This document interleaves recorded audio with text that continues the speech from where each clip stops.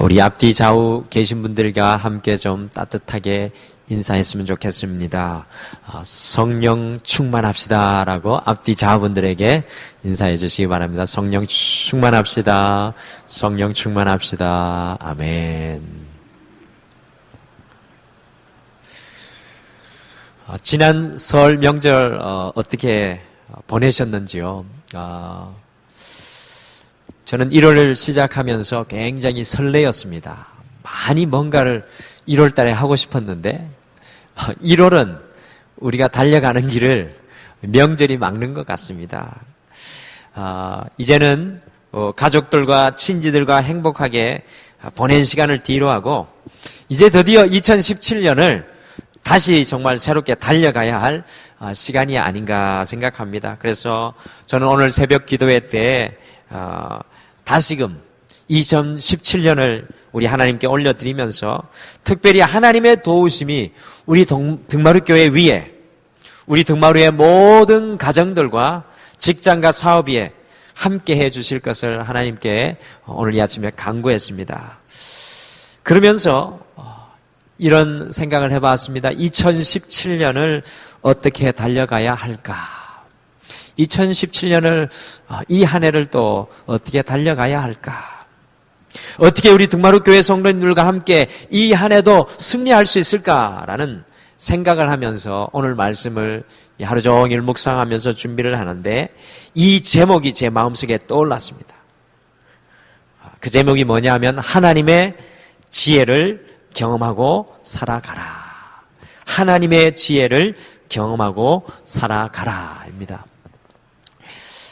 저희는 2주 전 수요일부터요, 이 다니엘 말씀을 우리 성도님들과 나누기를 시작을 하였습니다. 다니엘 말씀이 참 귀한 것 같아요. 그리고 이 다니엘이 하나님께서 또 저희들에게 1월 달에 시작하게 하신 이유가 있는 것 같습니다. 다니엘은 제가 지난주에 잠깐 말씀드렸습니다. BC 605년에 바벨론이라는 나라에 의해서 예루살렘에서 바벨론으로 15살의 나이로 끌려가게 되었던 사람이었습니다. 귀족의 자녀라고 봅니다. 어떤 사람은 왕족까지라고 생각하는 사람도 있습니다. 왜냐하면 존귀한 사람들만 잡아갔기 때문에 최소한 귀족이고 왕족의 자녀 중에 하나가 아닌가 생각합니다. 그러나 이방의 세상 한중간에서도 믿음으로 승리하여서 이 다니엘이요, 이 영만리 외국으로 끌려갔지만 이방 세상 그 한중간에서도 믿음으로 승리하여서 무려 4번의 왕이 다니엘 앞에 지나갔음에도 불구하고 80세가 넘게 장수하면서 여러분들 구약성경에 나오는 요셉과 같이 바벨론과 페르시아의 대제국의 최고의 신하의 자리에서 믿음으로 당당히 살아내었던 사람이었습니다. 어떻게 보면 요셉은 이 믿음으로 산 모습이 많이 등장하지 않는데 이 다니엘서 전체에서 세상의 한중간에서 이방 세상 한중간에서 하나님의 믿음으로 하나님을 향한 믿음으로 당당히 살아내었던 그 이야기들이 바로 다니엘서의 말씀입니다. 그렇기 때문에 2017년을 시작하는 저에게 굉장히 중요한 말씀이 아닐까 생각합니다. 과연 어떻게 다니엘이 이와 같이 천지 사방이 우상들로 둘러싸여 있었고 이방의 신들로 둘러싸여 있었음에도 불구하고 신앙으로 승리하는 삶을 살 수가 있었겠습니까? 저는요, 다니엘서를 깊이 읽으면 읽을수록 발견하는 것이, 저는 이 다니엘서를 읽으면 읽을수록 발견하는 것이 하나님의 지혜, 이 단어가 자꾸 떠오릅니다. 다니엘서를 읽게 되면 하나님의 지혜라는 그 마음이 자꾸 생깁니다. 특별히 오늘 함께 나눌 다니엘서 2장의 말씀 속에서는 하나님의 지혜로 죽음의 위기 앞에서 하나님의 축복의 기회를 발견하는 다니엘이 등장합니다. 신기하게도 우리 그리스도인들에게 하나님의 지혜가 참 중요한데요. 하나님의 지혜가 참 중요한데 많은 설교가들이 하나님의 지혜에 대해서 많이 강조하지 않는 것 같습니다. 저도 그랬던 것 같아요. 하나님의 지혜에 대해서 많이 강조를 못했던 것 같습니다. 근데 다니엘서는 처음부터 끝까지 하나님의 지혜에 관한 말씀입니다. 우리 가정 속에서 때로는 자녀들과의 관계 속에서, 직장과 사업 속에서 다니엘과 같이 이 하나님의 지혜로 살아갈 수만 있다면 삶의 위기 속에서도 하나님의 축복의 기회를 누리게 될 것이 아닌가 생각하게 해보면요, 하나님의 지혜가 우리 그리스도인의 삶에서 참 중요하구나라는 그런 생각을 다시 한 번 더 가지게 됩니다. 하나님의 지혜는 우리의 인생의 고통 속에서도, 우리 인생의 위기 속에서도 하나님의 축복의 문을 여는 능력과 권능이 되는 것입니다. 제가 말씀드린 것이 아니라 다니엘서가 처음부터 끝까지 그 이야기를 우리에게 해주는 것입니다. 다니엘은 어떻게 보면 매일의 삶이 위기였습니다.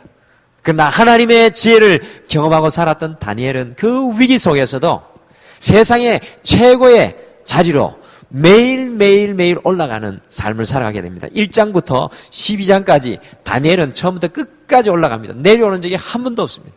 하나님의 지혜가 그렇게 하는 것을 볼 수가 있습니다. 오늘 우리 성도님들과 함께 하나님의 지혜를 경험하고 살아가라는 말씀을 통해서 다니엘과 같이 우리 또한 하나님의 지혜를 얻기를 갈망하면서 오늘 말씀을 좀 나누겠습니다. 사랑하는 성도 여러분, 2017년은 하나님의 지혜에 눈뜨는 여러분과 제가 되기를 간절히 축복합니다. 더 나아가서 하나님의 지혜를 사모하며 갈망하시는 여러분들 되시길 바랍니다. 이제 기도 제목 중에 하나가 주님, 제게 하나님의 지혜를 부어 주시옵소서. 우리 가정 속에 하나님의 지혜를 주시옵소서. 우리 자녀들에게 하나님의 지혜가 임하게 하여 주시옵소서. 제 직장 속에 하나님의 지혜를 주시옵소서. 우리의 사업 속에 하나님의 지혜를 주시옵소서. 우리 등마루 교회 속에 하나님의 지혜를 주시고, 저를 위해서 기도할 때도, 우리 교육자를 위해서 기도할 때도 하나님의 지혜가 저들 위해 임하게 하여 주시옵소서라고 기도해 주시길 바랍니다. 여러분들, 2017년은 뭐를 경험해야 된다고요? 하나님의 지혜입니다. 2017년은 하나님의 지혜에 빠져들고 그 맛을 보아 아는 한 해. 자, 그러면 오늘 2장 말씀이 하나님의 지혜에 대해서 뭐라고 이야기할까요? 첫 번째, 2장 말씀을 통해 제가 쭉 읽고, 오늘은 저의 묵상에 가까운 말씀입니다. 다른 사람 이야기 하나도 없습니다. 제가 성경을 읽고 느낀 대로 오늘 나누는 겁니다. 가장 깨끗한 말씀입니다. 저에게 나오는 가장 깨끗하고 부족한 말씀입니다. 첫 번째, 하나님의 지혜는 완전한 지혜입니다. 하나님의 지혜는 완전한 지혜입니다. 여러분들, 이런 믿음이 있으세요? 하나님의 지혜는 완전하다. 여러분들, 이런 믿음이 우리 삶 속에 있으셔야 돼요. 우리 등마루는 하나님의 지혜를 갈망하는 성도, 우리 등마루는 하나님의 지혜를 갈망하는 교회, 모든 성도들이 하나님의 지혜, 완전한 하나님의 지혜 앞에 서기를 소원합니다. 사실 오늘 2장의 말씀을 다 읽어보아야 하는데 내용이 상당히 깁니다. 그래서 가장 중요한 부분만 읽었습니다. 함께 읽은 장면이 바로 다니엘이 하나님의 지혜를 찬양하는 장면입니다. 그래서 오늘 읽은 말씀만 집에 가서 여러 번 읽으셔도 하나님의 지혜가 얼마나 소중한지 오늘 말씀 그대로에서 묻어납니다.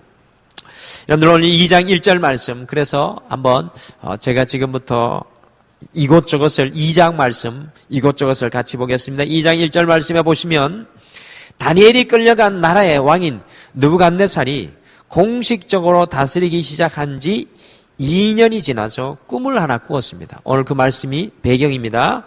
지금으로부터 약 2500년 전에는 왕이 꾸는 꿈을 굉장히 중요하게 생각했습니다. 여러분들, 바벨론 나라는 꿈과 이상을 소중하게 여기는 나라였습니다. 바벨론 나라에서 점성술이 시작됩니다. 하늘을 보고 이 세상의 징조와 뜻을 깨달아 아는 것이 바로 점성술입니다. 그러니까 하늘을 보고 꿈을 해석하는 그것이 굉장히 발달했습니다. 다니엘도 그것을 배운 사람입니다. 점성술을 배운 사람들입니다. 거기에다가요, 오늘 다니엘이 이 느부갓네살 왕이 이 바벨론 나라를 다스리기 시작한 지 얼마 안 되었습니다. 2년 되었는데 그 꿈을 꾸었는데 그 꿈이 너무나 심상치 않아서 범인하여 잠을 이루지 못하였다라고 2장 1절에서 기록하고 있습니다. 느부갓네살 왕이 생각하여도 이 꿈이 보통 꿈이 아니었던 것입니다. 우리가 잘 아는 것처럼 바벨론은 아까 제가 말씀드렸습니다. 하늘의 별을 보는 점성술이 아주 잘 발전된, 꿈을 분석하고 해석하는 것이 잘 발전된 나라였습니다. 당연히 왕이 꿈을 꾸고 제일 먼저 찾을 사람들이 누구였겠습니까? 바로 박수와 2절 말씀에 나오는 것처럼 술객과 점쟁이와 갈대아 술사, 이 모든 사람들이 일컬어서 박사. 여러분들 우리 누가복음 2장에 동방박사들 나오죠. 저는 동방박사들이 이 바벨론의 영향을 받은 박사들이 아닌가 생각합니다. 이 박사들을 불러 모읍니다. 왕은 이 사람들을 다 불러놓고서는 자신이 꾼 꿈 때문에 도저히 마음이 번민이 일어나서 살 수가 없다고 말하니까 갈대아 점성술사들 박사들이 오늘 4절 말씀해 보시면 왕이 꾼 꿈이 어떤 꿈인지 말씀해 주시면 꿈을 해석해 드리겠다 하고 아주 정중하게 말하였습니다. 당연하죠. 꿈을 꾼 것을 이야기를 해줘야 꿈을 해석할 것 아닙니까? 그런데 5절 말씀해 보면 느부갓네살 왕이 이상한 대답을 합니다. 무슨 말을 이야기하냐면 이렇게 말합니다. 만일 자신이 꾼 꿈과 그것에 대한 해석을 동시에 말하지 않으면 사지를 쪼개어 죽일 것이고 온 집을 그럼더미로 만들 것이다 하고 호통을 쳤습니다. 느부갓네살은 자기가 꾼 꿈을 말하지 않을 테니 자기가 꾼 꿈과 해석을 동시에 가져오라는 것입니다. 이것을 해내는 사람에게 선물과 상과 큰 영광을 얻게 될 것이라고 선포하였습니다. 여러분들 불가능한 숙제 아닙니까? 느부갓네살 왕은 대단한 사람입니다. 그래서 7절과 10절을 통틀어서 3번씩이나 한 번이 아닙니다. 3번, 얼마나 다급했으면 그 박사들이 왕의 꿈이 무엇인지 알려주시면 해석해 드리겠나이다고 간청하고 또 간청합니다. 3번씩이나. 그러나 왕은 그때마다 더욱 화를 내면서 꿈과 해석을 동시에 가져오라고 단호히 말하였습니다. 여러분들 10절과 11절에 점성술사들이 왕에게 말하는 것이 중요합니다. 우리 10절, 11절은 같이 한번 읽어보시죠. 10절과 11절은 같이 읽겠습니다. 시작. 갈대아인들이 왕 앞에 대답하여 이르되 세상에는 왕의 그 일을 보일 자가 한 사람도 없으므로 어떤 크고 권력 있는 왕이라도 이런 것으로 박수에게나 술객에게나 갈대아인들에게 물은 자가 없었나이다. 왕께서 물으신 것은 어려운 일이라 육체와 함께 살지 아니하는 신들 외에는 왕 앞에 그것을 보일 자가 없나이다 한지라. 아멘. 여러분들 이 박사들 아무도 왕과 같이 꾼 꿈을 이야기하지 않고 물은 사람이 없으며 지금까지 그렇다는 겁니다. 바벨론 역사상 꾼 꿈 이야기 안 해주고 해석해 달라는 사람은 없었다는 겁니다. 왕일지라도. 이와 같이 꿈과 해석을 동시에 말할 수 있는 사람들은 신들 외에는 아무도 없다고 이 박사들이 다른 방법이 없으므로 죽음을 무릅쓰고 그 말을 하였습니다. 이 소리를 들은 왕은 12절에 3번씩이나 그렇게 이야기하니까 크게 진노하여서 바벨론의 모든 지혜자들을 다 죽이라고 명령하였습니다. 사지를 찢어서 죽이라고 합니다. 모든 집을 거름더미로 만들라고 합니다. 결국 다니엘과 세 친구도 죽게 되었습니다.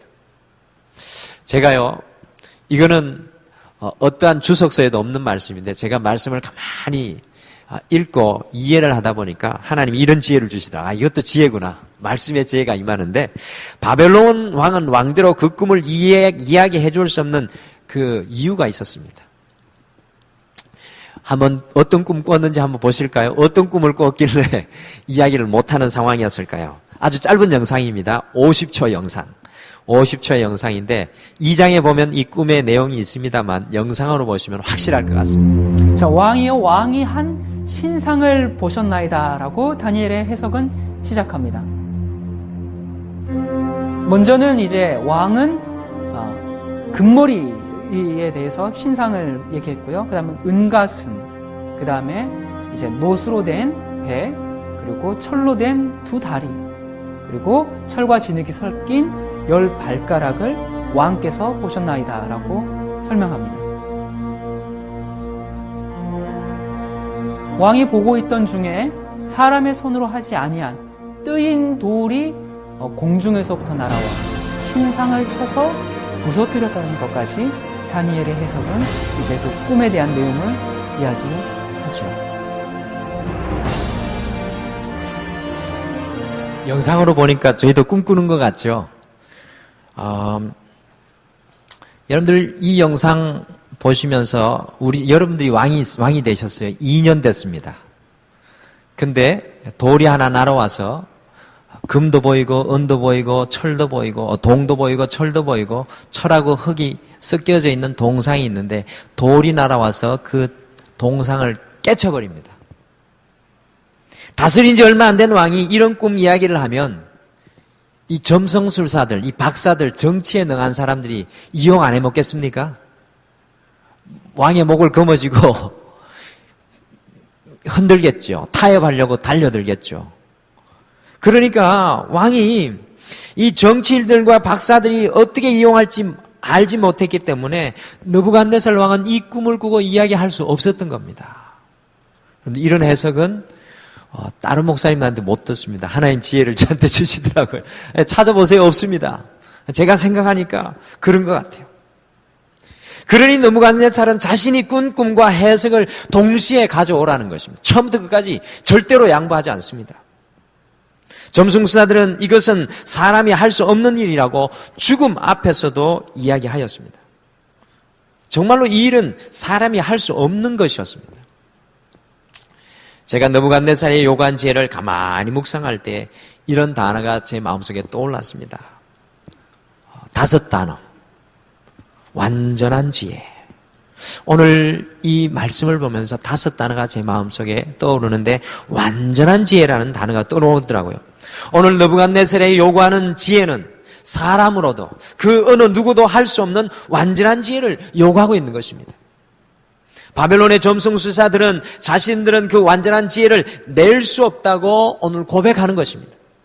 죽음이 그들을 위협하여도 완전한 지혜를 낼 수 없다는 것입니다. 실제로 고위층부터 사지가 찢어지고 점성술사들의 집은 거름더미가 되었습니다. 결국 다니엘과 세 친구의 차례가 되었습니다. 아마 이때 다니엘과 세 친구들은 이 박사들의 신분들 중에서도 그리 높지 않은 신분이었을 것 같습니다. 내려오고 이제 다니엘까지 왔습니다. 바벨론의 점성술사들은 완전한 지혜를 오늘 말씀 속에 알지 못합니다. 그러나 다니엘과 세 친구들은 완전한 지혜를 알고 있었습니다. 바벨론 점성술사들은 자신들의 생각으로 아무리 연구하고 생각하고 해결하려고 해도 그 완전한 지혜에 맞닿을 수가 없었습니다. 그러나 다니엘과 세 친구들은 그 하나님의 완전한 지혜를 기대하며 고대하였습니다. 이것이 다른 점이었습니다. 점성술사들은 사람으로서는 그 완전한 지혜를 얻을 수 없다고 고백하였지만 다니엘이 무엇이라고 고백하였습니까? 우리 20절을 같이 읽겠습니다. 20절을 같이 읽으시겠습니다. 점성술사들, 박사들과 다니엘의 고백이 틀립니다. 우리 20절 같이 읽겠습니다. 시작. 다니엘이 말하여 이르되 영원부터 영원까지 하나님의 이름을 찬송한 것은 지혜와 능력이 그에게 있음이로다. 아멘. 다니엘은 지혜와 능력이 하나님께 있다고 고백합니다. 여러분들 믿으십니까? 우리가 주님 앞에 나아갈 때 하나님의 지혜와 능력이 임하게 됩니다. 28절도 같이 읽겠습니다. 28절 같이 읽겠습니다. 28절도 같이 읽겠습니다. 시작. 오직 은밀한 것을 나타내실 이는 하늘에 계신 하나님이시라. 그가 느부갓네살 왕에게 후일에 될 일을 알게 하셨나이다. 왕의 꿈 곧 왕이 침상에서 머릿속으로 받은 환상은 이러하니이다. 아멘. 여러분 그 앞부분을 좀 주목해 주세요. 다니엘이 고백합니다. 뭐라고 고백합니까? 오직 은밀한 것을 나타내실 이는 하늘에 계신 하나님이시라. 아멘. 완전한 지혜는 하나님께로부터 나온다고 다니엘이 고백하고 있습니다. 잠언에서의 지혜의 근본이 하나님이시라는 고백과 상통합니다. 완전한 지혜가 하나님께 있습니다. 사랑하는 성도 여러분, 저는 한번 상상해 봅니다. 우리의 삶에 이 완전한 지혜가 임한다면 그것이 얼마나 큰 능력이 되겠습니까? 여러분들 삶 가운데 하나님의 이 완전한 지혜를 사모하십니까? 그 지혜를 누리기를 원하십니까? 2500년 전에 누렸던 것이 지금 우리가 살아가는 이 땅에서도 우리가 누리고 그것을 깨달아 알아야 하는 것이 바로 이 완전한 지혜입니다. 다니엘은 오직 하나님만이 완전한 지혜를 열어 보여주시며 능력이 되신다는 것을 알고 있었습니다. 결국 다니엘을 통해서 느부갓네살에게 하나님의 완전한 지혜가 주어지는 것이 바로 오늘 말씀 2장의 말씀입니다. 저는 2017년에 우리의 삶에도 하나님의 이 완전한 지혜가 경험되어지기를 소원합니다. 저도 경험하고 우리 성도님들도 경험하기를 소원합니다. 하나님의 완전한 지혜가 우리에게 부어줌으로 말미암아서 하나님의 평안과 능력을 맛보기를 소원합니다. 여러분들 다니엘이 고백하지 않습니까? 하나님의 그 지혜가 능력입니다. 그것을 찬양합니다. 다니엘은요, 이역만리 이방인으로 둘러싸여 있는 그 생활 속에, 그 삶 속에 그곳에서 살아갈 수 있었던 것은 바로 하나님의 지혜라고 고백하는 것입니다. 하나님의 지혜로 살아가는 사람이 바로 영적인 실력자가 될 줄 믿습니다. 하나님의 완전한 지혜로 영적인 실력을 소유하는 우리가 되기를 소원합니다. 여러분들 그리스도인들, 많은 그리스도인들이 있는데 그리스도인들 중에 영적인 실력이 있는 분들이 있습니다. 저는 우리 등마루교회 모든 성도인들이 영적인 실력자가 되기를 간절히 축복합니다. 그러기 위해서는 하나님의 완전한 지혜가 우리 가운데 경험되어져야 합니다. 오늘 이 시간 여러분들에게 묻고 싶습니다. 과연 우리 성도님들께서는 하나님의 지혜를 경험하고 살아가십니까? 여러분의 가정 속에, 삶 속에, 직장 속에, 사업 속에 하나님의 지혜를 경험하고 계십니까? 우리는 소원해야 돼야 될 줄 믿습니다. 하나님의 완전한 지혜가 우리 하나님 앞에 있는 줄 믿으시길 바랍니다. 2017년은 하나님이 이 완전한 지혜가 우리 것이 되기를 소원합니다. 두 번째, 오늘 말씀을 보니까 하나님의 지혜는 하나님을 경외하는 모든 삶을 통하여 경험하게 됩니다. 이 하나님의 지혜는요, 하나님을 경외하는 모든 삶을 통하여 경험하게 됩니다. 하나님의 완전한 지혜를 우리가 어떻게 경험하고 살아갈 수 있습니까? 잠언 9장 10절에 보시면 이런 말씀이 있습니다. 잠언 9장 10절, 우리가 다 잘 아시는 말씀인데 이런 말씀입니다. 하나님을 경외하는 것이 지혜의 근본이요, 곧 하나님을 경외하는 모든 삶을 통하여 하나님의 완전한 지혜를 경험하게 된다는 것입니다. 다니엘이 자신의 삶 속에서 하나님의 완전한 지혜가 필요하였을 때 어떻게 하나님을 경외하였습니까? 오늘 말씀 속에 다니엘은 어떻게 하나님을 경외하고 있습니까? 오늘 말씀 가만히 보시면요, 다니엘이 왕이 보낸 죽음의 사신 아력을 만나서 자초지정을 듣고 잠시 시간을 달라고 합니다. 그리고 오늘 말씀 14절에서 16절 그 이야기에 그 내용이 나오는데요, 그리고 나서 제일 먼저 한 행동이 바로 17절과 18절입니다. 우리 17절, 18절은 좀 같이 읽으면 좋겠습니다. 17절, 18절입니다. 같이 읽겠습니다. 시작.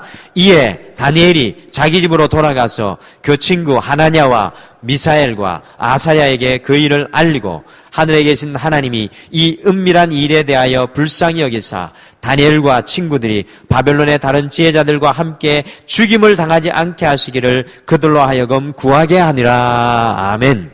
이 17절과 18절 참 중요합니다. 다니엘이 하나님을 경외하는 삶의 방법은 바로 기도하는 것이었습니다.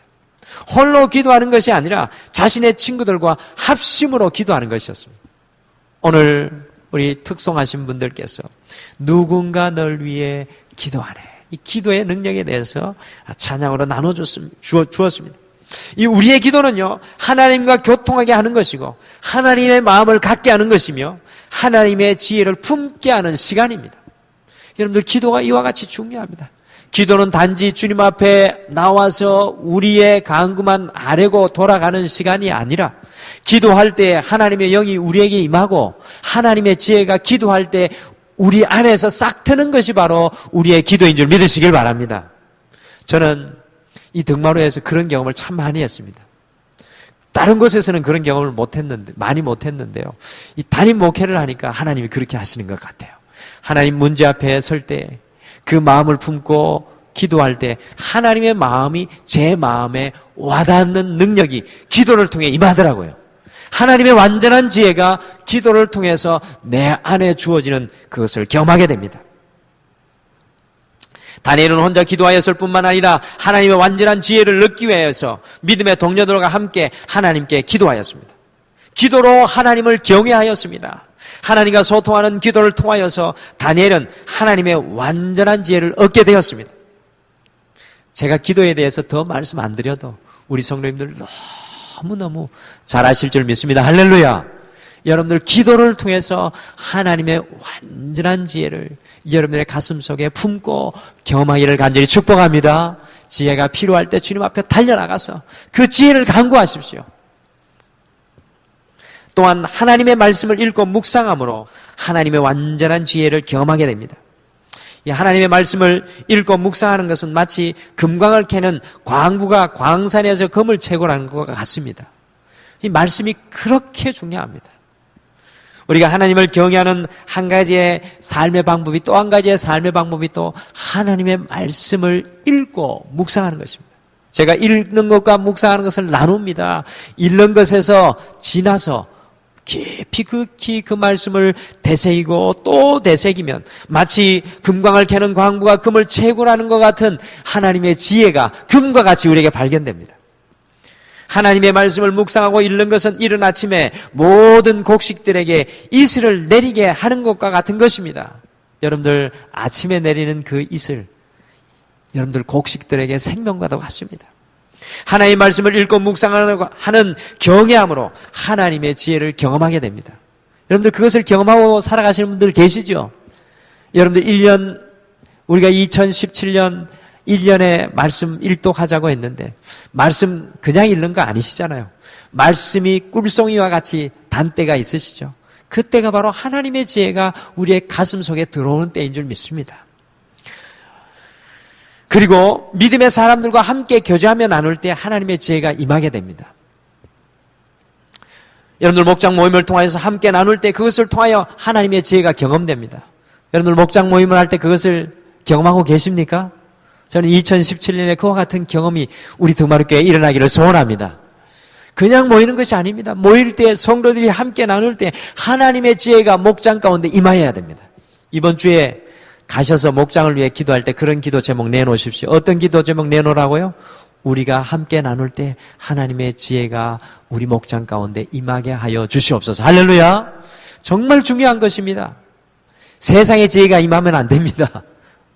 목장 모임 가운데 다른 것이 임하면 안 됩니다. 하나님의 지혜가 우리의 목장 모임 가운데 임하는 것입니다. 교제할 때 제가 오늘 어떤 성도님과 고통에 대해서 성도님이 고통에 대해서 물어보시길래 저는 고통에 대한 별 생각이 없었는데 그분이 고통에 대해서 물어봐 주셨기 때문에 그 교제를 통해서 고통에 대해서 욥기도 생각해보고 다니엘을 생각할 때 하나님의 놀라운 지혜가 우리 그 나눔을 통해서 임하는 것을 느끼게 되었습니다.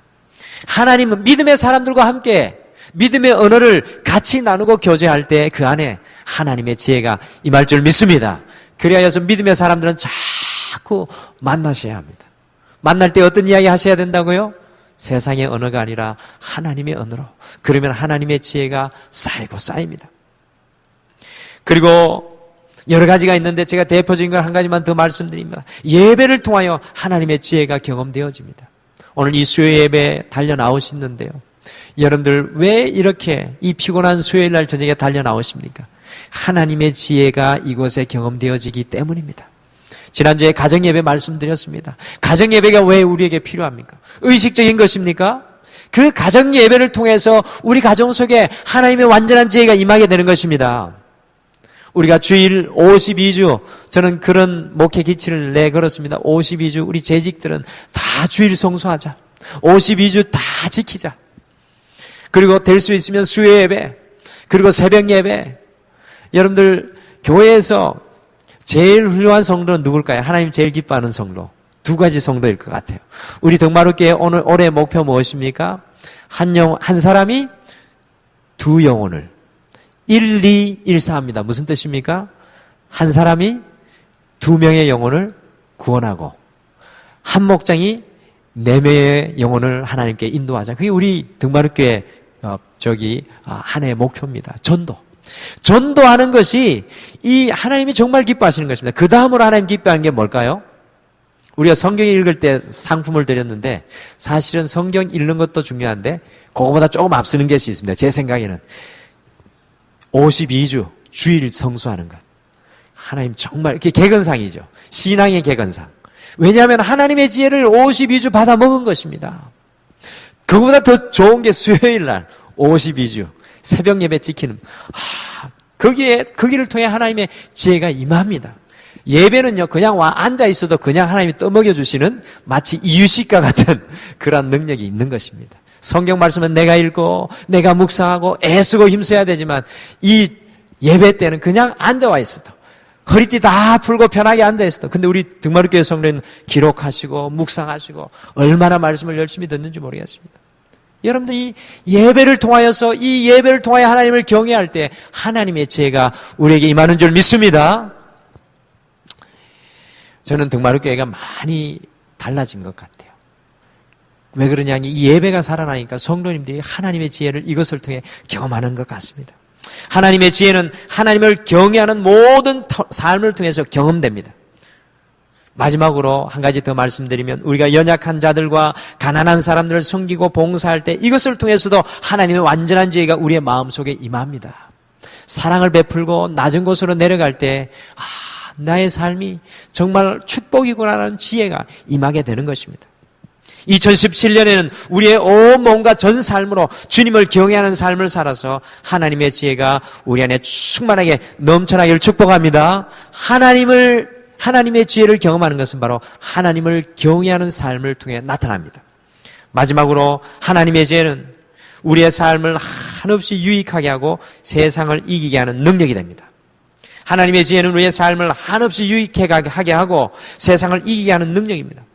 이 다니엘서를 읽다가 보면 놀라운 것을 발견하게 되는데요. 그것은 다니엘과 세 친구에게 찾아왔던 이 삶의 위기와 고통이 오히려 기회와 축복의 순간이 되는 것을 발견합니다. 다니엘서 전체가 그래요. 위기가 축복이 되는 반전의 역사. 여러분들 드라마가 반전이 있어야 재밌습니다. 다니엘서는 그렇기 때문에 읽으면 재밌습니다. 읽으면 가슴이 뜁니다. 왜냐하면 위기와 고통이 기회와 축복이 되는 것입니다. 어떻게 그것이 가능하였습니까? 바로 그 위기의 순간, 그 고통의 순간 속에 하나님의 지혜를 경험하고 다니엘이 살았기 때문입니다. 오늘 말씀 속에서 다니엘이 하나님의 지혜를 경험하고 그것을 느부갓네살 왕에게 해석하여 주었을 때 어떤 일이 일어났습니까? 46절 보시면 그 완고하고 도도하고 노기가 충천하였던 느부갓네살 왕이 다니엘 앞에 무릎을 꿇고 절하였습니다. 다니엘이 별다른 거 있어서 그랬습니까? 아닙니다. 하나님의 완전한 지혜가 다니엘을 통해 드러났기 때문입니다. 더 나아가서 47절에 보시면 다니엘의 그 지혜로 인하여서 살아계신 하나님을 느부갓네살 왕이 인정하게 되었습니다. 여러분들, 느부갓네살 왕이 하나님을 인정합니다. 우리의 삶을 통해 하나님이 다른 사람의 입술을 통해 인정된다면 얼마나 놀라운 일이겠습니까? 여기에 머무르지 않고 다니엘은 바로 그 하나님의 지혜로 인하여서 48절에 보시면 바벨론 온 지방을 다스리게 되었고 모든 지혜자의 어른이 되었습니다. 젊을 때였어요. 다니엘이. 저는 20세도 안 되었다고 봅니다. 이때 다니엘이 모든 지혜자의 어른이 됩니다. 다니엘은 49절에 보시면 함께 기도해 주었던 그 세 친구도 잊지 않고 왕에게 건의하여서 그 세 친구들도 바벨론 지방을 다스리는 장관들이 되게 했습니다. 하나님의 지혜는 나만 잘 먹고 사는 것이 아니라 하나님의 지혜는 다른 사람들에게 축복을 끼치는 놀라운 능력이 있는 줄 믿습니다. 그래서 하나님의 지혜가 우리에게 경험되어져야 하는 것입니다. 여러분들 2장 읽었는데요. 3장, 4장, 5장, 6장 쭉 읽으시면 다니엘이 하나님의 지혜로 거듭 살아가는데 그때마다 다니엘은 인생의 단계가 한 단계 계속 업그레이드 됩니다. 하나님의 지혜는 우리를 퇴보하게 하는 것이 아니라 하나님의 지혜는 날마다 우리를 믿음의 단계별로 올라가게 합니다. 얼마나 멋있습니까? 그리고 다니엘은 이 이방 이역 만리에서 모든 사람들 앞에서 승리하는 삶을 살게 합니다. 저는 소원합니다. 2017년에 하나님의 지혜로 말미암아서 세상을 이기고 하나님께서 주시는 축복을 우리 가정 속에, 직장과 사업 속에 풍성하게 누리게 되기를 소원합니다. 또한 우리 한 사람이 잘 먹고 잘 사는 것이 아니라 우리 애가 가진 하나님의 그 지혜를 통해서 우리 자녀들이 축복받고 우리를 만나는 모든 사람들에게 축복이 임하기를 소원합니다. 2017년은 하나님의 지혜를 경험하는 한 해가 되기를 소원합니다. 잊지 마십시오. 그리고 기억하십시오. 하나님의 지혜는 완전합니다. 세상이 줄 수 없는 것입니다. 하나님의 지혜는 완전합니다. 속으로 따라서 하나님의 지혜는 완전합니다. 이 완전한 지혜는 하나님을 경외하는 삶, 곧 기도와 말씀 생활, 교제, 섬김의 삶 등을 통하여 경험되어집니다. 하나님의 지혜는 하나님을 경외하는 모든 삶을 통해 경험되어집니다. 하나님의 지혜는 우리의 삶을 한없이 유익하게 하고 세상을 이기게 하는 능력이 됩니다. 남은 한 주간 하나님의 지혜로 살아가시는 사랑하는 등마루교회 모든 성도님들 되기를 간절히 축복합니다.